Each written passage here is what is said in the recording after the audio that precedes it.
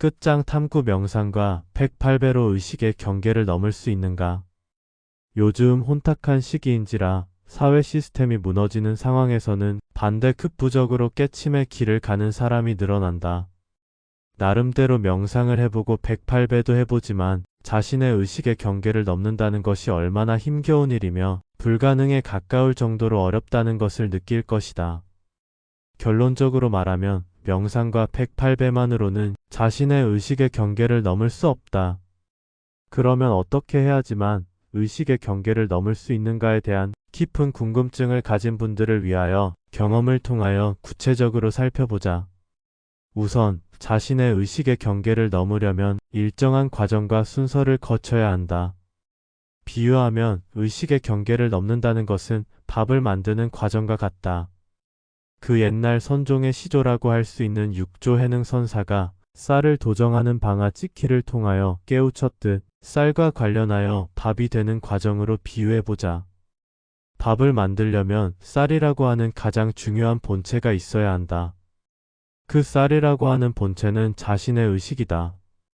의식이 사라지는 깨침은 설익은 밥에 불과하다. 또한 의식이 없는 깨침은 완성된 깨침이 아니다. 즉 의식이 쌀이며 쌀이 쌀의 경계를 넘었을 때 완성된 밥이 된다. 결국 잘 익은 밥은 마침내 자신의 의식의 경계를 넘어선 의식이다. 깨침은 의식의 경계를 넘어 또 다른 의식으로 만물을 피추어 보는 것이다. 우선 의식이라고 하는 쌀이 만들어지려면 논에다가 잘 기름모를 모내기 해야 한다. 물이 적당히 차 있는 드넓은 논에다 모내기 하는 것이 자신이라고 하는 생명체가 인간으로 탄생하는 시작이다. 어린 모가 점점 자라서 성숙한 벼가 되려면 햇빛과 물과 공기 그리고 토양과 영양분이 적절히 제공되어야 하는데 이것은 자신호원의 감각이 어느 곳 하나 푸실하지 않고 적절하여서 한 인간으로의 살아갈 수 있는 사회적 기반이 된다. 즉 인간에게 심어진 DNA 성향과 부모로부터 물려받은 유전자에 의해 혼 프로그램이 작동하여 잘 생존해 나갈 수 있음을 의미한다. 마침내 벼가 누렇게 무르익어 고개를 숙이면 추수하고 탈곡을 해야 하는데 이 과정이 제일 큰 시련이다. 본인은 그대로 있고 싶으나 탈바꿈해야만 하는 시기. 이때가 사회적으로나 경제적으로 난관의 시기이고 사랑하는 사람과의 이별이며 타인과의 시비의 시기다. 이런 괴로움의 시기는 누구나 반드시 있기 마련이다. 방앗간에서 도정이 된 쌀은 마침내 잘 씻어서 밥을 지어야 한다. 이때 깨끗한 물로 쌀을 고르게 씻어야 한다. 이때 쌀을 씻는 물이 바로 불경이다. 즉 밥을 만드는 과정의 첫 단계가 쌀을 깨끗이 씻는 일이듯 자신의 의식의 경계를 넘으려면 우선 불경을 읽어야 한다. 쌀을 씻을 때는 최소한 4번은 신선한 물로 갈아주어야 하듯 최소 4권의 불경을 몇십 번 이상 반복해 읽어야 한다. 금강경도 좋고 화엄경도 좋고 반야심경도 좋고 나아가 법화경은 말해서 무엇하겠는가. 반야심경은 짧으니 최소 1000번 이상이고 금강경은 500번 이상이며 화엄경은 20번 이상, 법화경은 10번 이상은 읽어야 비로소 쌀을 깨끗이 씻었다고 할 만하다. 쌀 씻기는 서두를 일도 아니고 게을리할 일도 아니다.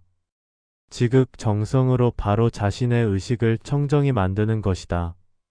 즉 자신의 의식에 들러붙어 있는 혼탁한 번뇌의 때를 불경을 통하여 정화시키는 것이다. 의식이 맑아져 잘 씻겨진 쌀은 튼튼한 무쇠솥에다가 넣는다. 튼튼한 무쇠솥은 잘 만들어진 자신의 근기이다. 열정과 신념으로 가득하여 남과 다른 자신만의 근기가 있어야 한다. 즉 한번 시작했으면 끝장을 보고야 만다는 확고한 책임감과 흔들리지 않는 의지가 있어야 한다. 잘 씻겨진 쌀이 무쇠에 담겼으면 자신이 읽은 경전 중 가장 자신에게 맞는 불경을 택하여 적당한 높이로 물을 맞추듯 항상 읽기를 반복하여 가까이하여 지녀야 한다. 그 다음은 장작이나 가스불이나 인덕션 등을 통하여 불을 가해야 한다. 그 불은 존재에 대한 괴로움이라고 하는 불이다. 괴로움이라고 하는 불의 작용이 없다면 밥은 완성되지 못한다.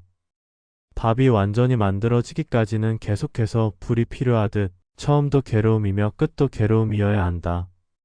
만약 괴로움이 소멸한 듯 불씨가 도중에 사라지면 설익은 밥이 되어 의식의 경계를 넘을 수 없다.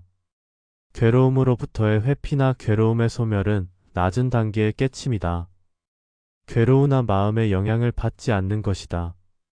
즉, 괴로움을 의식하고 관조하는 것이지 괴로움과 합의라는 것이 아니다. 괴로움을 인지하는 것이지 괴로움에 머무르지 않으며 마음을 내지도 않는다.